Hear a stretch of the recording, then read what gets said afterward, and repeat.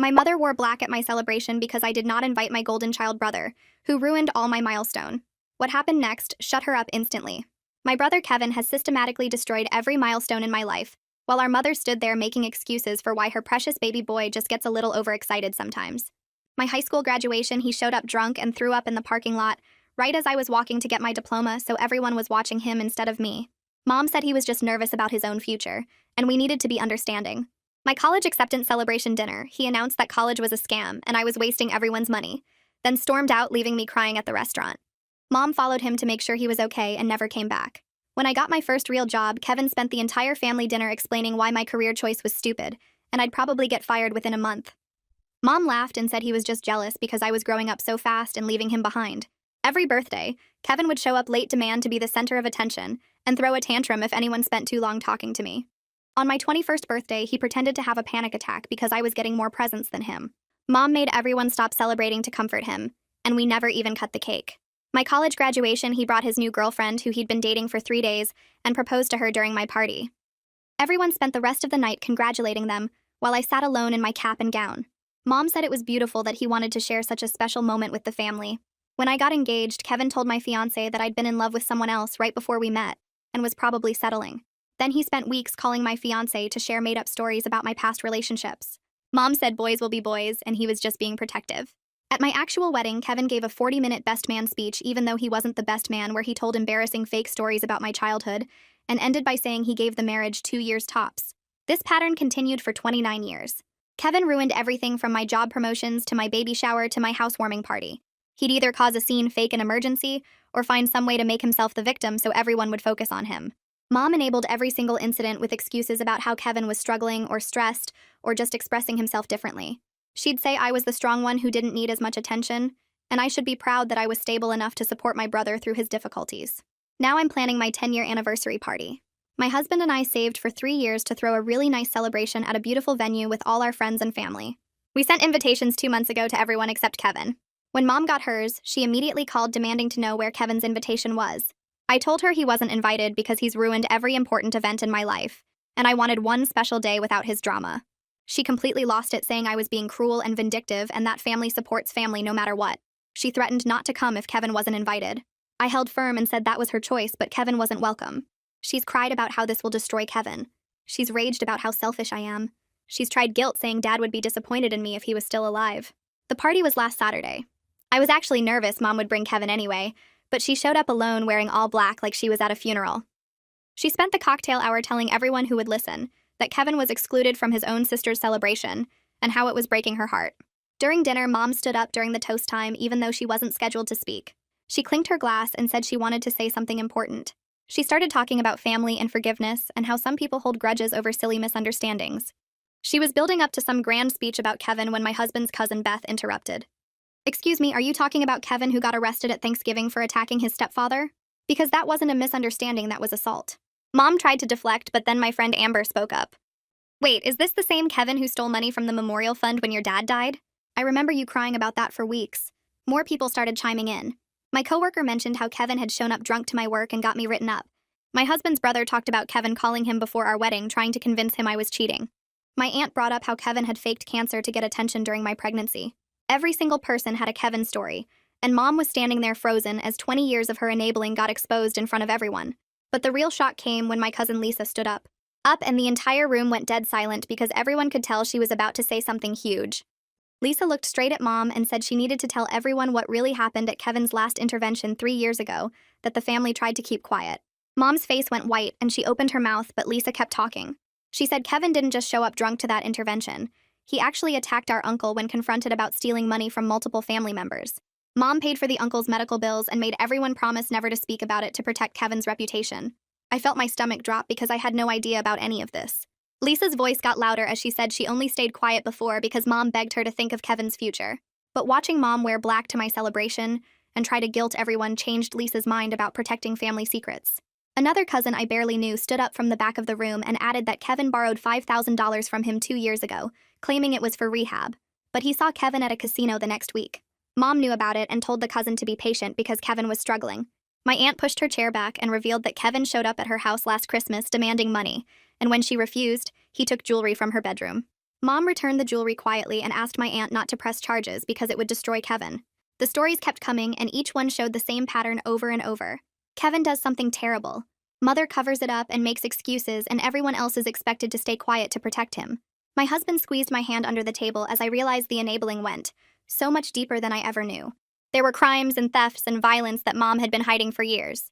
Mom tried to speak, but her voice came out as a weird croak and nothing else followed.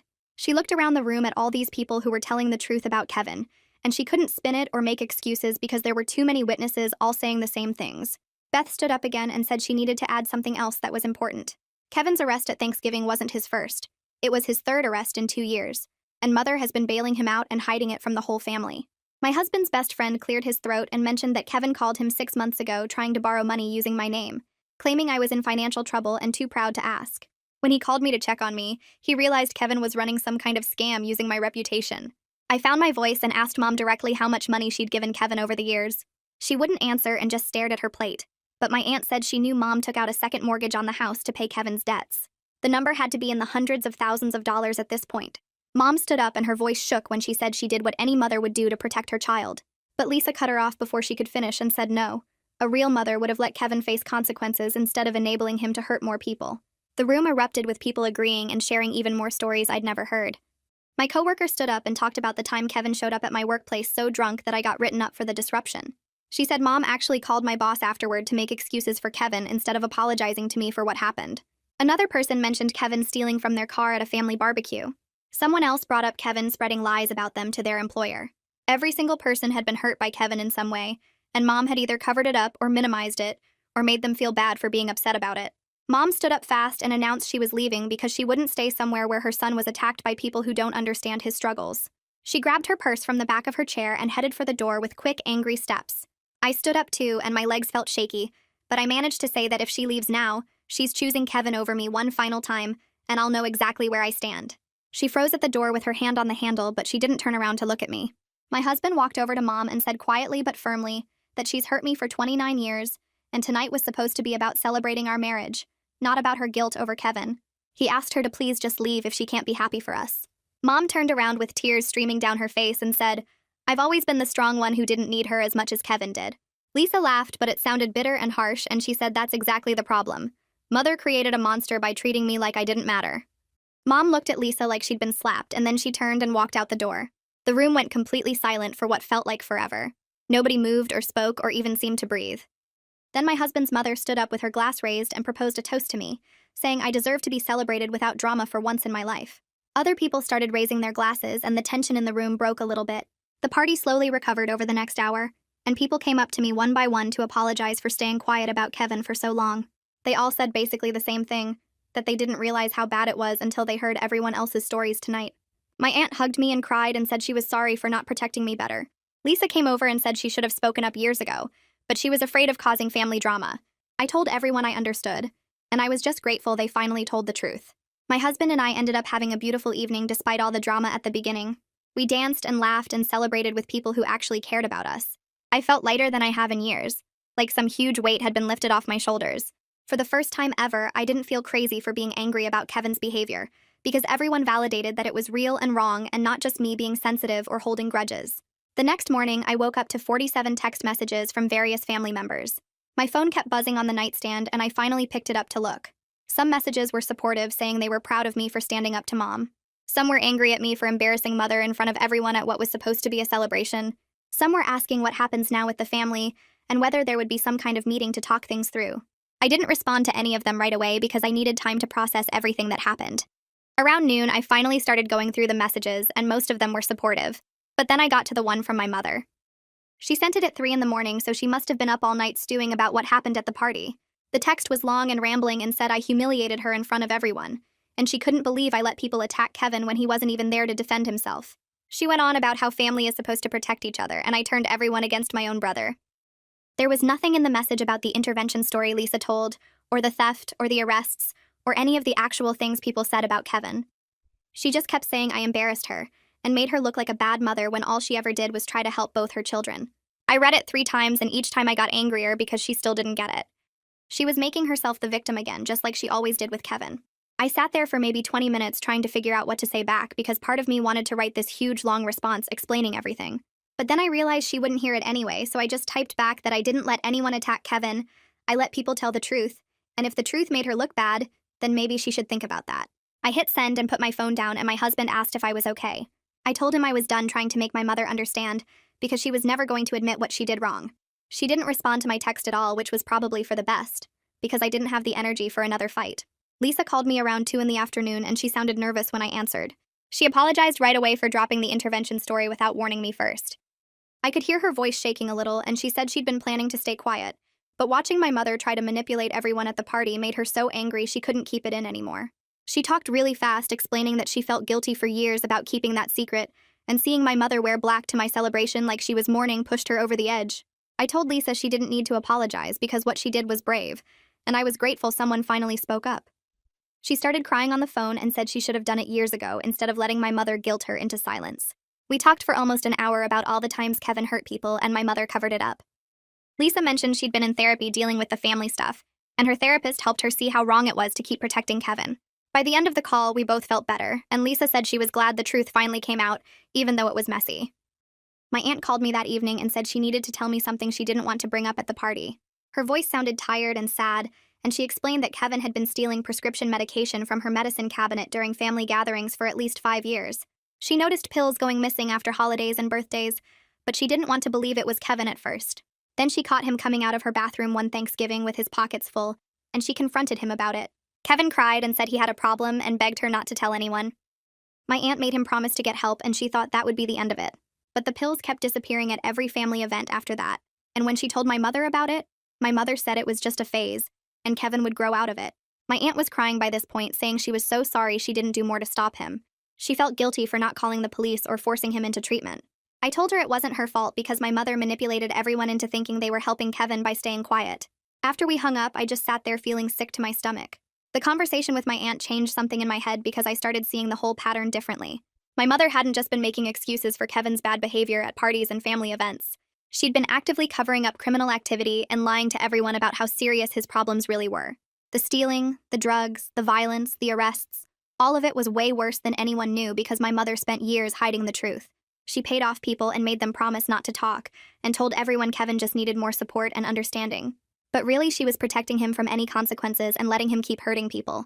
The betrayal felt even deeper now because it wasn't just about her favoring Kevin over me. She'd been putting the whole family at risk by enabling an addict and a thief and pretending everything was fine. I felt angry and sad and confused all at the same time. Part of me wanted to call her and scream about what the aunt just told me, but I knew it wouldn't change anything. 3 days went by and I didn't hear from Kevin at all, which actually made me more nervous than if he'd called right away. Then on Wednesday afternoon, my phone rang and it was him. I almost didn't answer, but something made me pick up and he immediately started screaming at me.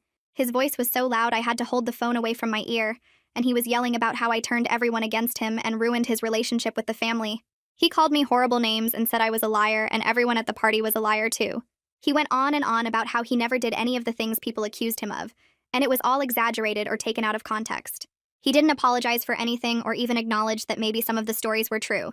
He just raged about being made into the villain and how unfair it was that I was excluded him from the party. I could hear him breathing hard between sentences, and I wondered if he was drunk or high or just that angry. He kept saying I was trying to destroy him and turn the whole family against him because I was jealous of the attention he got from our mother. I let Kevin yell for about 5 minutes without saying anything because I wanted to hear what he would say when I wasn't fighting back. He ran out of steam eventually, and there was this pause where he was just breathing into the phone. Then I spoke really calmly and told him that he ruined his own relationships by being a selfish, destructive person for 3 decades. I said I was done protecting him from the consequences of his own choices, and I didn't care if he was mad at me for telling the truth. My voice didn't shake at all, even though my hands were shaking while I held the phone. I told him that every single story people shared at the party was true, and he knew it. Then I said I hoped he would get help, but I wasn't going to be part of his life anymore either way. He started yelling again, but I just hung up on him mid-sentence. My husband was sitting next to me on the couch, and he grabbed my hand and squeezed it. I felt weirdly calm after the call ended, like I'd finally said everything I needed to say to Kevin. About an hour later, my phone started buzzing with text messages from Kevin. The first one said he was going to come to my house and make me apologize to our mother for what I did. The second one said I better watch my back because he knew where I lived. The messages kept coming, and they got more and more threatening with each one. He said he was going to show up at my work and tell everyone what a terrible person I was. He said he was going to make sure I regretted excluding him from the party. My husband looked at the messages over my shoulder and his face got really serious.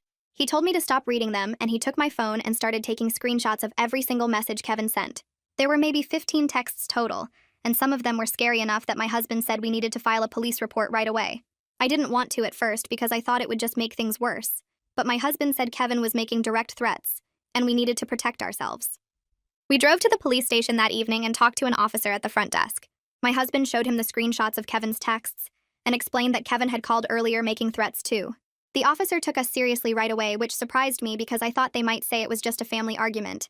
He had us fill out a report and asked questions about Kevin's history and whether he'd ever been violent before. I mentioned the Thanksgiving arrest that Beth talked about at the party, and the officer looked it up in the system. His face changed when he saw Kevin's record, and he said Kevin had 3 arrests in the past 2 years for assault and theft. The officer said they would contact Kevin and give him an official warning to stay away from us, or he would face harassment charges. He also suggested we might want to consider getting a restraining order if Kevin didn't stop. My husband thanked him, and we left the station feeling a little bit safer, but also worried about how Kevin would react to the police getting involved. The next morning, the officer called and said they'd contacted Kevin and given him the warning. He said Kevin got angry on the phone with them, but agreed to stay away from us. The officer told us to call immediately if Kevin showed up at our house or workplace, or if he sent any more threatening messages. I felt relieved that the police took it seriously, but I also felt guilty for getting Kevin in trouble with the law again. That guilt lasted about 2 hours until my mother called me screaming. She was so loud and angry I could barely understand what she was saying at first. Then I realized she was yelling at me for getting the police involved with Kevin. She said I was trying to destroy him and get him thrown in jail. She kept saying how could I do this to my own brother, and didn't I care that he could end up with a criminal record. I wanted to laugh because Kevin already had a criminal record, but she was still pretending he didn't. I interrupted her and said that Kevin destroyed himself by threatening me, and I was just protecting my own peace and safety now. She started crying and saying I was tearing the family apart. I told her the family was already torn apart by 29 years of her enabling, and I was done being the one who suffered to keep everyone else comfortable. Then I hung up on her too because I couldn't listen to any more excuses. Over the next few days, my phone kept buzzing with texts from different family members. My aunt sent a long message saying she was proud of me for finally standing up to Mom, and that she'd been waiting for someone to do it for years. Lisa texted saying half the family had called her after the party to say they felt relieved someone finally exposed the truth about Kevin. My husband's brother sent a message apologizing for not speaking up sooner and saying he respected how I handled everything. Beth texted that her parents had been talking about Mom's enabling for decades, but nobody wanted to cause family drama by confronting it. Even my coworker from the party reached out to say she had no idea how bad things were, and she understood now why I seemed stressed whenever family events came up. Each message made me feel a little less alone in seeing how messed up the situation was. I'd spent so many years thinking maybe I was the problem, or maybe I was being too sensitive about Kevin's behavior. But now I had confirmation from 15 different people that what happened to me was real and wrong and not something I should have just accepted. My husband read through some of the messages with me and said it was good that people were finally being honest instead of pretending everything was fine. That evening, we sat down at the kitchen table with our laptops and decided we needed to write out exactly what boundaries we were setting with my family going forward. We spent 2 hours typing out a document that listed specific behaviors we wouldn't accept anymore and what the consequences would be if those boundaries got crossed. We wrote that Kevin was not welcome at our home or any events we hosted, and that anyone who tried to bring him would be asked to leave. We wrote that we wouldn't attend any family gathering where Kevin was present, and we wouldn't discuss him or make excuses for why we were avoiding him. We wrote that Mom needed to stop trying to guilt us about Kevin or defend his actions, and that if she continued, we would limit contact with her too. We wrote that we expected basic respect for our choices, and that family members who couldn't provide that would not be part of our lives. My husband suggested we add a part about not accepting last-minute guilt trips or manipulation tactics, and I agreed that was important. We read through the whole thing 3 times to make sure it was clear and firm, but not mean or aggressive. Then we sent it as an email to both my mother and Kevin with the subject line, "Family boundaries going forward." I felt nervous clicking send because I knew it would cause another explosion, but my husband reminded me that we had every right to protect ourselves and our peace. My mother's response came back within an hour, and it was exactly what I expected.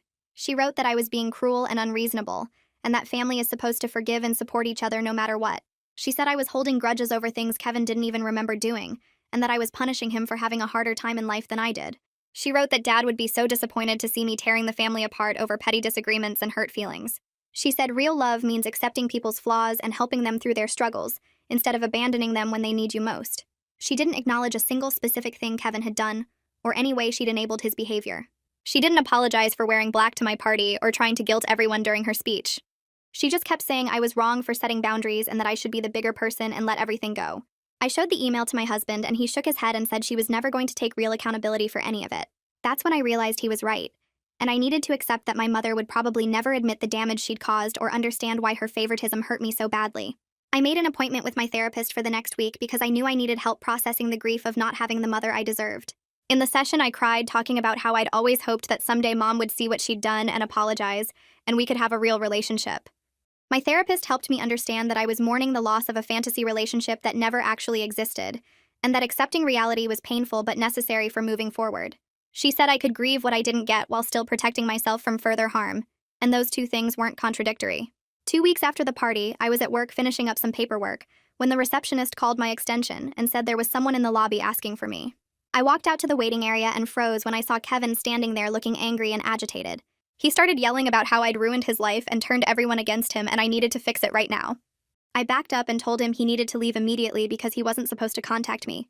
He took a step toward me and said he wasn't leaving until I called Mom and apologized for everything. Our security guard heard the commotion and came over asking if there was a problem. I told him this man was making threats and I needed him removed from the building. Kevin started yelling louder, saying I was a liar and he just wanted to talk to his sister. The security guard called for backup, and 2 more guards came and escorted Kevin out while he screamed about how I was destroying the family. My hands were shaking as I went back to my office and called my husband. He left work immediately and met me at the police station, where we filed another report about Kevin violating the warning they'd given him. The officer who took the report said this was enough for a restraining order and helped us fill out the paperwork right there. He said the judge would review it within 48 hours, and Kevin would be served with the order as soon as it was approved. I felt safer knowing there would be legal consequences if Kevin came near me again, but I also felt exhausted from having to deal with all of this. My mother called that evening, and I knew before I answered that she would blame me for what happened. She was crying and yelling at the same time, saying I was tearing the family apart and destroying Kevin's life over nothing. I interrupted her and said Kevin tore the family apart 29 years ago, when he started sabotaging every milestone in my life, and she helped him do it by never holding him accountable for anything. She said I was being dramatic and Kevin just made some mistakes like everyone does. I told her that showing up at my workplace and refusing to leave wasn't a mistake. It was harassment, and I was done pretending his behavior was acceptable. Then I hung up before she could say anything else. 3 days later, Lisa called and asked if I wanted to come to a family gathering she was organizing at her house that weekend. She said she'd invited about 15 relatives, but specifically didn't invite Mom or Kevin because people needed a space to talk honestly without walking on eggshells. I asked my husband if he wanted to go, and he said absolutely, because it sounded like exactly what we needed. That Saturday, we drove to Lisa's house, and I was surprised by how many people showed up. My aunt was there with her husband and their adult kids. Beth came with her parents. Several cousins I hadn't seen in months were sitting in the living room. Lisa had set out food and drinks, and the atmosphere felt relaxed in a way family gatherings never usually did. We spent the first hour just catching up and talking about normal things, but then Lisa suggested we go around and share how we'd been affected by the family dysfunction. My aunt went first and talked about how Mom's favoritism toward Kevin had made her feel like her own kids didn't matter to their grandmother. Beth's mom shared that she'd been in therapy for 5 years, working through the trauma of watching her sister enable Kevin's increasingly dangerous behavior. One of my cousins admitted he'd stopped coming to family events 3 years ago because Kevin had stolen money from him, and Mom defended Kevin, saying he was just going through a hard time. Another cousin said she'd been seeing a therapist too, and realized that the family dynamic was emotionally abusive, and she didn't have to accept it anymore. Person after person shared stories about how Kevin's behavior and Mom's enabling had hurt them, and how they'd all been suffering in silence, thinking they were alone. I started crying, hearing how many people had the same experiences I did, and how we'd all been isolated from each other by the unspoken rule that we couldn't talk about Kevin's problems. My husband held my hand and said this was what healthy family looked like, people being honest and supporting each other instead of protecting one person at everyone else's expense. My aunt suggested we create a group chat without Mom and Kevin so we could stay connected and be honest about our experiences. Everyone agreed immediately, and within minutes we had a chat going with 15 people in it. The energy in the room felt lighter after that, like we'd all been carrying the same heavy secret and finally put it down together. 3 weeks after the party, I was checking my email before bed when I saw a message from my mother with the subject line, "I've been thinking." My heart jumped a little bit because I thought maybe she was finally ready to acknowledge what she'd done and take real accountability. I opened the email and started reading with hope that maybe this would be the turning point where we could start to repair our relationship. The email started with her saying she'd been doing a lot of thinking about everything that happened at the party. She wrote that she understood I was upset, but she wanted me to know she'd always done her best as a mother, and she couldn't control Kevin's choices or problems. She said raising 2 kids were hard, and she'd tried to be fair to both of us even though Kevin needed more help and attention, because he struggled more than I did. She wrote that she forgave me for embarrassing her in front of the whole family, and she hoped we could move past this difficult time. She ended by saying, "Family is forever, and she loved me no matter what. I read it 3 times hoping I'd missed something, but it was exactly what I expected. More excuses about Kevin needing help. More justifications about doing her best. No real acknowledgement of how her favoritism hurt me for 3 decades. No apology for enabling Kevin's terrible behavior or covering up his crimes. Just her forgiving me like I was the one who did something wrong. I closed the laptop and sat there feeling stupid for hoping she'd changed. My husband came into the bedroom and asked if I was okay because I looked upset. I showed him the email and he read it quietly. Then he asked what I wanted to do about it. I spent the next hour writing a response and deleting it and writing again. Finally, I sent an email back telling her I didn't need her forgiveness because I hadn't done anything wrong. I wrote that excluding Kevin from my party was a healthy boundary after 29 years of him ruining my special moments. I told her that until she could genuinely acknowledge the harm she caused by enabling Kevin and treating me like my feelings didn't matter, I needed space from her. I said I loved her, but I couldn't have a relationship with someone who refused to take any responsibility for the pain they caused. It was the hardest email I ever sent, and my hands shook when I hit send. My husband held me while I cried, because part of me still wanted my mom to be the person I needed her to be. The next morning, he reminded me that setting boundaries doesn't make me a bad daughter. He said it makes me a healthy adult who refuses to accept mistreatment anymore. He told me he was proud of me for finally standing up for myself even though it was scary and painful. His support helped me stay strong when I started feeling guilty about the email. Several weeks went by and I didn't hear anything from my mother or Kevin. The silence felt weird at first because I was used to constant drama and crisis calls about Kevin. But then the silence became peaceful. I realized how much energy I'd been spending trying to manage their dysfunction and keep everyone happy. Without that weight, I felt lighter. I started sleeping better. I stopped checking my phone every 5 minutes waiting for the next Kevin emergency. The quiet was actually really nice. I focused on building stronger relationships with the family members who showed up for me at the party, and afterward. Lisa organized another gathering at her house, and this time even more relatives came. We planned regular dinners and started new traditions that didn't involve walking on eggshells around Kevin's behavior. My aunt hosted a barbecue and nobody mentioned Kevin or my mother the entire time. We just enjoyed each other's company and talked about normal things. It felt like what family gatherings should have always been like. I also started seeing a therapist to work through everything. My therapist helped me understand the complicated grief of losing my mother while she's still alive. She explained that I was mourning the relationship I wanted and deserved, not the relationship I actually had. She said it was okay to grieve that loss even though my mother was still living. The therapy sessions helped me start accepting the reality of who my mother actually is, instead of who I wished she would be. It was hard work, but I felt myself getting stronger every week. One afternoon, Lisa called and told me something interesting. She said other family members had also started establishing boundaries with my mother after seeing me do it. My aunt told my mother she wouldn't attend any events where Kevin was present. 2 cousins stopped answering her calls when she tried to guilt them about Kevin. Lisa said my mother was starting to realize that her enabling had cost her relationships with multiple people, not just me. Hearing that made me feel less alone in my decision. A few weeks later, a card arrived in the mail for my birthday. It was from my mother with a generic message about wishing me happiness and a check for $50.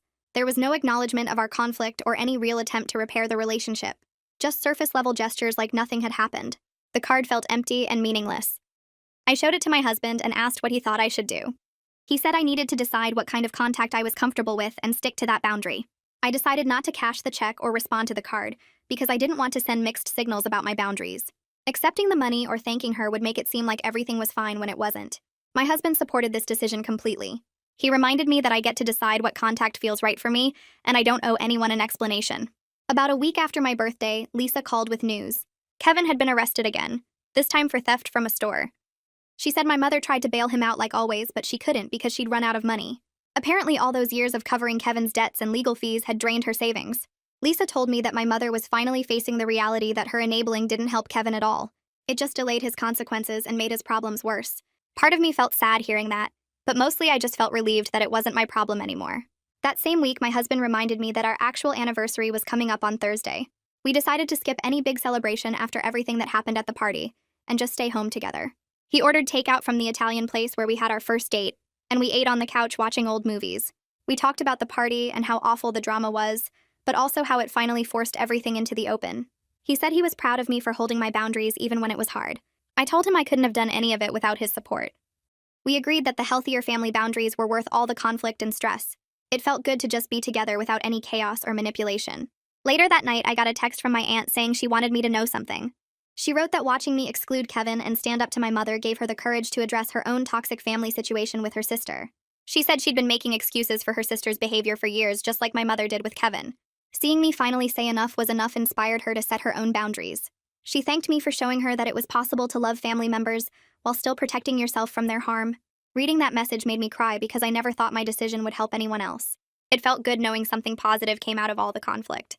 5 weeks passed without hearing from my mother at all. Then one Tuesday afternoon, my phone rang and it was her. She asked if we could meet for coffee to talk. I told her I'd think about it and call her back.